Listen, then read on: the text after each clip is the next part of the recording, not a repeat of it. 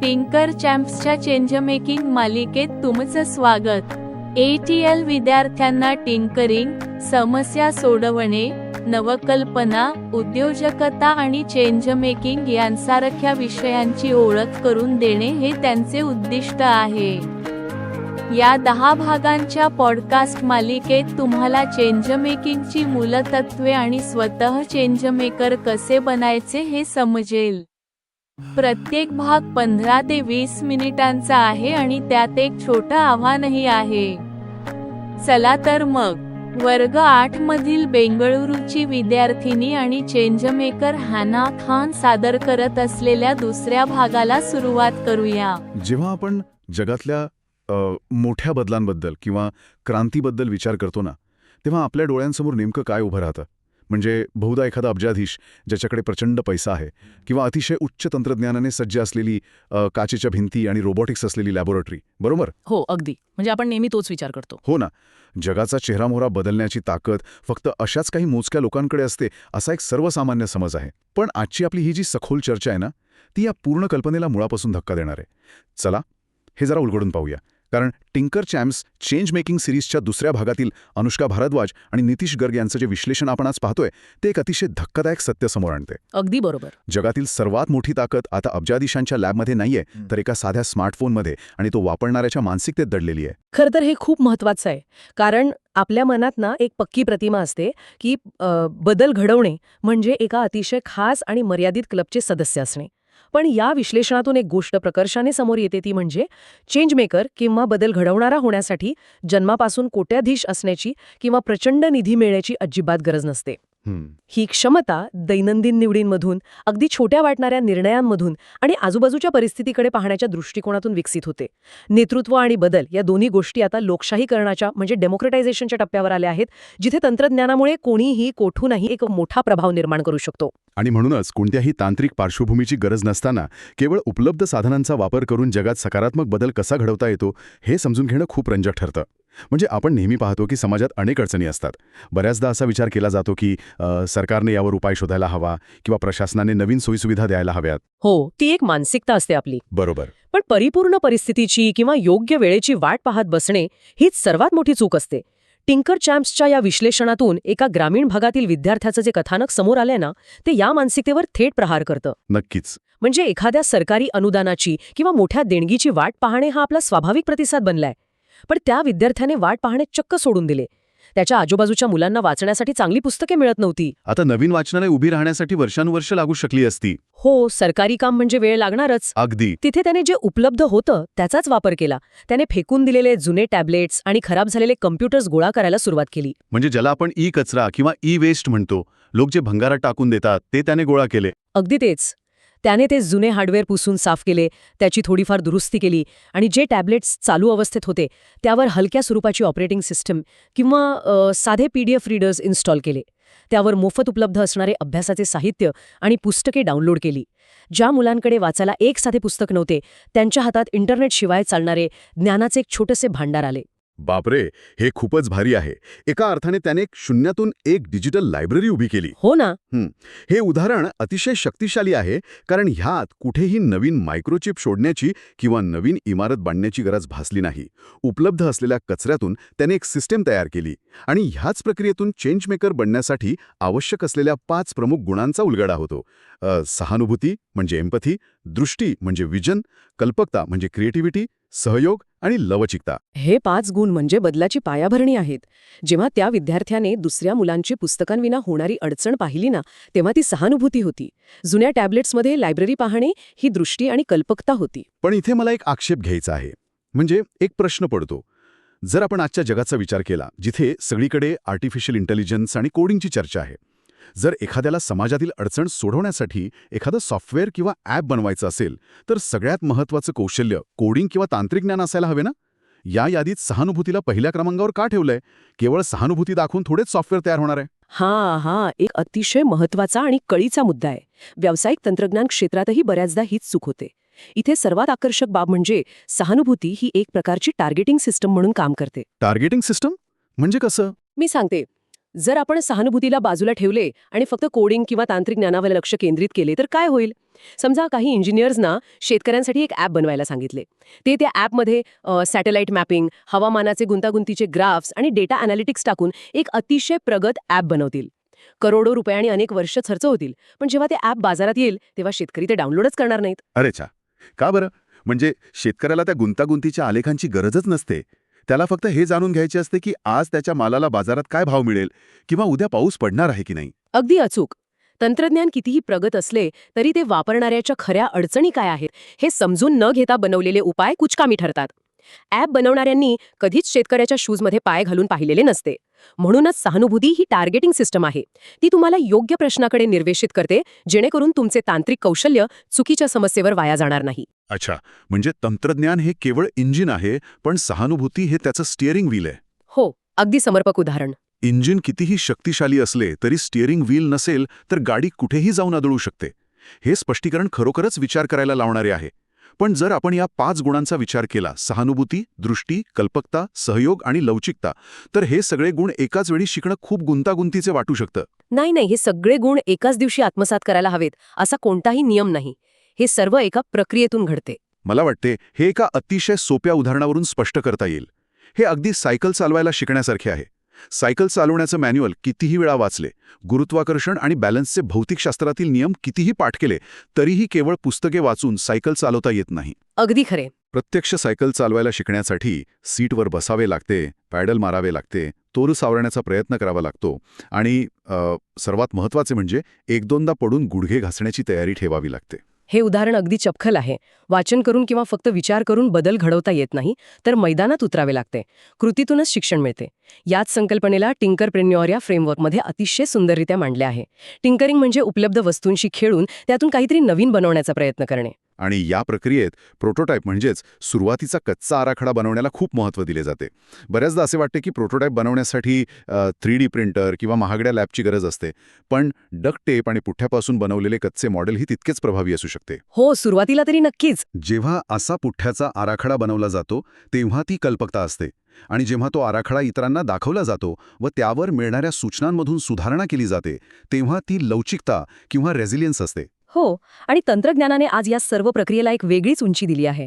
जुन्या भौगोलिक आणि आर्थिक सीमा आता नष्ट झाल्या आहेत. कशाप्रकारे? म्हणजे पूर्वी जर एखाद्याने गावात पाण्याची शुद्धीकरण यंत्रणा बनवली तर त्याचा फायदा फक्त त्या एका गावापुरताच मर्यादित राहायचा. पण आज भारतात बसून तयार केलेले एखादे साधी शेतीचे ॲप आफ्रिकेतील शेतकऱ्यालाही उपयोगी पडू शकते. इंटरनेटने जग जोडले आहे. इथे एक साहजिक प्रश्न निर्माण होतो. जर तंत्रज्ञान एवढं सोपं झालं आहे आणि स्मार्टफोन, इंटरनेट सर्वांच्या खिशात उपलब्ध आहे, तर मग आज प्रत्येकजण चेंज मेकर का नाहीये? अडचण नेमकी कुठे आहे? खरा अडथळा तंत्रज्ञानाचा नाही तर मानसिकतेचा आहे. वर्षानुवर्ष आपण तंत्रज्ञानाचा वापर फक्त कन्झ्युमर किंवा ग्राहक म्हणून करत आलो आहोत. पडद्यावर व्हिडिओ बघणे, गेम्स खेळणे, माहिती वाचणे आणि तासनतास सोशल मीडियावर स्क्रोल करत राहणे. आपण फक्त दुसऱ्यांनी बनवलेल्या गोष्टींचा उपभोग घेत असतो. ही कन्झ्युमर मानसिकता इतकी खोलवर रुजलेली आहे की आपण उपकरणाकडे नवनिर्मितीचे साधन म्हणून पाहतच नाही. बरोबर. जोपर्यंत हा मानसिक अडथळा दूर होत नाही आणि आपण कन्झ्युमरकडून क्रिएटर म्हणजेच निर्माता बनत नाही, तोपर्यंत खरा बदल शक्य नाही. पडद्यावर नुसते बघत राहण्याऐवजी मी या उपकरणाचा वापर करून कोणती नवीन गोष्ट निर्माण करू शकतो, कोणती अडचण सोडवू शकतो, हा विचार करणे म्हणजेच मानसिक क्रांती. आणि जेव्हा ही नवनिर्मितीची मानसिकता इंटरनेटला जोडली जाते तेव्हा त्यातून डिजिटल एम्पथीचा जन्म होतो. डिजिटल एम्पथी ही संकल्पना खरोखरच रंजक आहे. म्हणजे जे लोक आधीच मल्टीप्लेयर गेम्स किंवा ऑनलाईन फोरम्सच्या माध्यमातून जगातल्या इतर लोकांशी जोडले गेले आहेत, ते त्याच इंटरनेटचा वापर फक्त गप्पा मारण्यासाठी न करता जगाच्या पाठीवर असलेल्या दुसऱ्या एखाद्या व्यक्तीची प्रत्यक्ष अडचण सोडवण्यासाठी करू शकतात. होय, आणि या प्रक्रियेला आता आर्टिफिशियल इंटेलिजन्स म्हणजे AI सारख्या तंत्रज्ञानामुळे प्रचंड वेग मिळत आहे. पण जेव्हा आपण AI बद्दल ऐकतो ना, तेव्हा साहजिकच एक भीतीचं वातावरण दिसतं. AI मुळे नोकऱ्या जातील, मानवाचं महत्त्व कमी होईल, मशीन माणसांवर राज्य करतील, अशा अनेक चर्चा आपण ऐकतो. नवीन तंत्रज्ञानाची भीती वाटणे हा मानवी स्वभावच आहे. पण जर आपण याकडे वेगळ्या दृष्टिकोनातून पाहिले तर AI हा आपला स्पर्धक नसून तो एक अतिशय वेगवान रिसर्च असिस्टंट आहे. AIला कंटाळा येत नाही. डेटाचं विश्लेषण करणे, माहिती गोळा करणे, हजारो पानांचे अहवाल वाचून त्यातून निष्कर्ष काढणे आणि स्प्रेडशीट्सचे वर्गीकरण करणे ही सगळी वेळखाऊ कामे AI सेकंदात करू शकते. म्हणजे AI ही सगळी कंटाळवाणी आणि यांत्रिक कामे सांभाळते, पण यामुळे माणसाचा वेळ वाचतो, त्याचं काय? इथेच खरी गंमत आहे. जेव्हा AI हे सर्व डेटाचे काम सांभाळते तेव्हा मानवाला कशावर लक्ष केंद्रित करण्यासाठी वेळ मिळतो? तर सहानुभूती, दृष्टी आणि नेतृत्वावर. एआयकडे भावना नसतात. ते लोकांचे दुःख किंवा स्थानिक परिस्थितीची गुंतागुंत समजून घेऊ शकत नाही. हे खरंय. एआय तुम्हाला डेटा देईल की एका विशिष्ट भागात पाण्याचा तुटवडा आहे, पण तिथल्या लोकांच्या भावना समजून घेऊन त्यांना विश्वासात घेऊन उपाय राबवण्याचं काम माणसालाच करावं लागतं. हे खूपच स्पष्ट आहे. एआय हे फक्त एक अत्यंत कार्यक्षम साधन आहे. पण या सगळ्या संकल्पना प्रत्यक्षात कशा उतरतात? मोठ्या स्तरावर याचे काही परिणाम दिसतात का? जर आपण हे एका व्यापक दृष्टिकोनातून पाहिले तर याची अनेक उदाहरणं दिसतात. इलॉन मस्क यांचं उदाहरण घेऊ. त्यांनी केवळ गाड्या बनवल्या नाहीत, तर इलेक्ट्रिक वाहने आणि अंतराळ मोहिमांमध्ये अनेक वर्ष जी प्रगती थांबली होती ती अडचण ओळखली आणि तंत्रज्ञानाच्या मदतीने तिथे मोठे बदल घडवले. नंदन निलेकणी यांनी पाहिले की करोडो भारतीयांकडे अधिकृत ओळखपत्र नाहीये, ज्यामुळे त्यांना बँकिंग किंवा सरकारी योजनांचा लाभ मिळत नाही. या एका समस्येतून आधार कार्डची संकल्पना राबवली गेली. आणि फाल्गुनी नायर यांनी नायकाच्या माध्यमातून कॉस्मॅटिक्स आणि ब्युटी मार्केटमधील विखुरलेल्या उत्पादनांची पोकळी भरून काढली.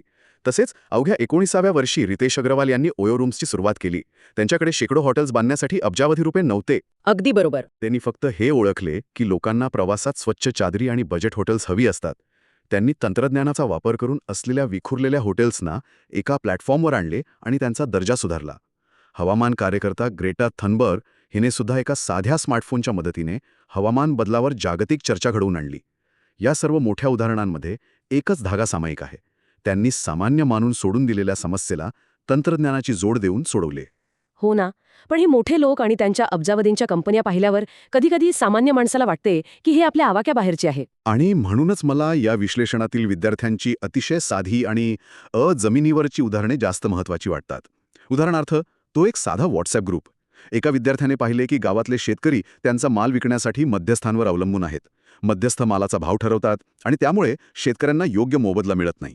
इथे कोणतीही मोठी ॲप डेव्हलपमेंट कंपनी नव्हती. त्या विद्यार्थ्याने फक्त एक व्हॉट्सॲप ग्रुप बनवला आणि त्या शेतकऱ्यांना थेट शहरातील रेस्टॉरंटच्या मालकांशी जोडले. यालाच इन्फॉर्मेशन असिमेट्री किंवा माहितीची तफावत दूर करणे म्हणतात. जोपर्यंत शेतकरी आणि रेस्टॉरंट मालक यांच्यात संवाद नव्हता तोपर्यंत मध्यस्थांचा फायदा होत होता. एका साध्या मेसेजिंग ॲपने हा अडथळा दूर केला. दुसरे उदाहरण तर त्याहूनही आश्चर्यकारक आहे. शाळेतील उपस्थिती नोंदवणारी एक्सेल शीट. एका विद्यार्थ्याने शाळेतील मुलांची उपस्थिती ठेवण्यासाठी फक्त एक एक्सेल शीट तयार केली.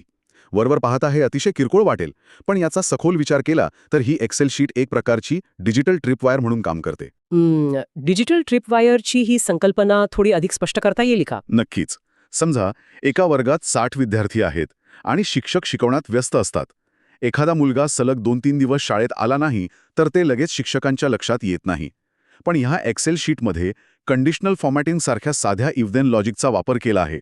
जेव्हा सलग 3 दिवस एखाद्या विद्यार्थ्याच्या नावासमोर ॲब्सेंट मार्क होतो तेव्हा सिस्टीममध्ये लाल रंगाचा अलर्ट जनरेट होतो. अच्छा. हा अलर्ट शिक्षकांना लगेच सूचित करतो. या माहितीच्या आधारे शिक्षक वेळेवर त्या विद्यार्थ्याच्या पालकांशी संपर्क साधतात आणि अडचणीचे कारण विचारतात. म्हणजे अडचण मोठी होण्याआधीच त्यावर उपाय शोधला जातो. अगदी. केवळ एका अलर्टमुळे तो विद्यार्थी कायमचा शाळा सोडण्यापासून म्हणजे ड्रॉपआउट होण्यापासून वाचू शकतो. विचार करा, एक साधी एक्सेल शीट एका विद्यार्थ्याचं संपूर्ण भविष्य वाचू शकते. आधार कार्ड बनवणाऱ्या नंदन निलेकणींची विचार करण्याची पद्धत आणि या विद्यार्थ्याशी विचार करण्याची पद्धत ह्यात काही फरक नाहीये. फक्त प्रमाणाचा म्हणजे स्किलचा फरक आहे. हां, अत्यंत अचूक निष्कर्ष आहे.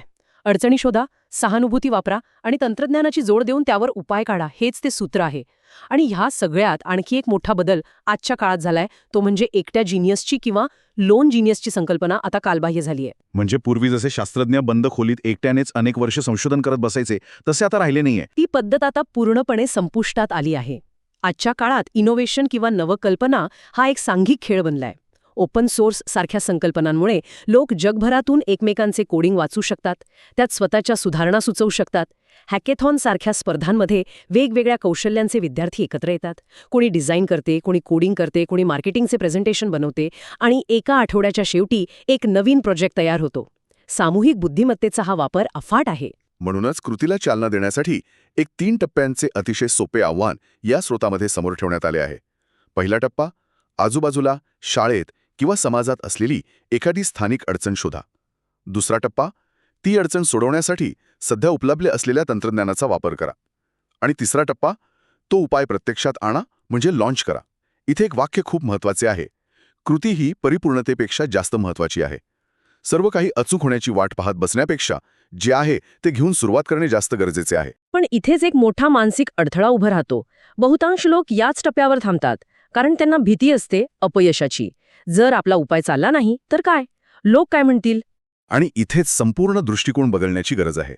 टेक जगात किंवा अतंत्रज्ञानाच्या क्षेत्रात अपयश या शब्दाची व्याख्याच वेगळी आहे. अपयश म्हणजे पराभव नसून तो केवळ डेटा असतो. जर एखादे ॲप बनवले आणि ते क्रॅश झाले किंवा लोकांना त्यातील बटन्स खूप छोटी वाटली, तर तो मोफत मिळालेला युजर फीडबॅक असतो. ॲप क्रॅश झाले तर ते पुन्हा दुरुस्त करायचे, बटन्स छोटी असतील तर ती मोठी करायची. हे वारंवार करत राहणे म्हणजेच सुधारणा. अगदी बरोबर. म्हणूनच आजकाल लिंक्डइन किंवा गिटहब सारख्या प्लॅटफॉर्म्सवर आपल्या अपयशाबद्दल किंवा न सुटणाऱ्या कोडबद्दल पोस्ट करणे ही लाजिरवाणी गोष्ट राहिलेली नाही. उलट ती मदतीसाठी आकाशात सोडलेली एक सिग्नल फ्लेअर असते. जेव्हा सोशल मीडियावर हे स्पष्टपणे सांगितले जाते की मी या समस्येवर काम करत आहे आणि इथे अडकलो आहे, तेव्हा जगाच्या कुठल्या तरी कोपऱ्यातून एखादा तज्ज्ञ पुढे येतो आणि सांगतो, अरे हा कोड मी सोडवू शकतो. या प्रामाणिकपणातूनच नवीन मेंटॉर आणि जगभरातले सहकारी जोडले जातात. आणि या सर्व प्रक्रियेतून केवळ एक प्रोजेक्ट किंवा ॲप बनत नाही, तर एक वारसा निर्माण होतो. यालाच लेगेसी थिंकिंग म्हटले जाते. जो विद्यार्थी शाळेत ती साधी एक्सेल शीट बनवतो, तो शाळा पास होऊन गेल्यानंतरही अनेक वर्ष ती सिस्टम नवीन विद्यार्थ्यांची गळती थांबवण्याचं काम करत राहते. स्वतःच्या मागे टिकून राहणारा आणि समाजाला उपयोगी पडणारा वारसा निर्माण करणे हेच खऱ्या चेंज मेकरचं अंतिम ध्येय असते. चला तर मग या संपूर्ण चर्चेचा सारांश काढायचा झाला तर तो अतिशय स्पष्ट आहे. चेंज मेकर्स म्हणजेच जगात बदल घडवणारे लोक काही वेगळ्या ग्रहावरून येत नाहीत किंवा असेच जन्माला येत नाहीत. ते त्यांच्या धाडसी निर्णयांमधून, सततच्या प्रयत्नांमधून घडतात. तंत्रज्ञान हे त्यांना महाशक्ती देणारे साधन आहे आणि कन्झ्युमरकडून क्रिएटर बनण्याची मानसिकता ही त्यांची खरी ताकद आहे. परिपूर्ण वेळेची वाट न पाहता उपलब्ध असलेल्या डक्टेप, पुटरा आणि जुन्या उपकरणांपासून सुरुवात करणे हाच बदलाचा खरा पाया आहे. यावरून एक विचार नक्कीच मनात येतो जो या सगळ्याच्या पुढे जातो. जर आजचे विद्यार्थी पुठ्ठा, डक्टेप आणि साध्या स्मार्टफोनचा वापर करून समाजातील इतक्या महत्त्वाच्या समस्या सोडवत असतील, तर उद्या काय होईल? जेव्हा क्वांटम कम्प्युटिंग आणि अतिप्रगत AI अगदी साध्या मोबाईलवर उपलब्ध होईल, तेव्हा हेच टिंकरप्रेन्युअर जगाचा नकाशा कसा बदलतील? तंत्रज्ञानाचा तो वेग आणि मानवी सहानुभूती यांचा संगम भविष्यात कशा प्रकारच्या नवनिर्मितीला जन्म देईल? यामुळे एक महत्त्वाचा प्रश्न उभा राहतो, जो ऐकणाऱ्यांनी स्वतःला विचारायला हवा. जसे AI आणखी प्रगत होईल, तसे भविष्यातील तंत्रज्ञानाचा वापर करून आपण समाजातील अडचणी त्या निर्माण होण्याआधीच कशा ओळखू आणि सोडवू शकू. जर तुम्हाला खात्री असेल की तुम्ही अपयशी ठरणारच नाही, तर आज तुम्ही तुमच्या आजूबाजूची कोणती अडचण सोडवायला घ्याल? हा प्रश्न नक्कीच चक्रावून टाकणारा आणि मानवी क्षमतेच्या अमर्याद शक्यतेची जाणीव करून देणारा आहे. यावर नक्की विचार करा. आजच्या या सखोल चर्चेत आपण इथेच थांबूया.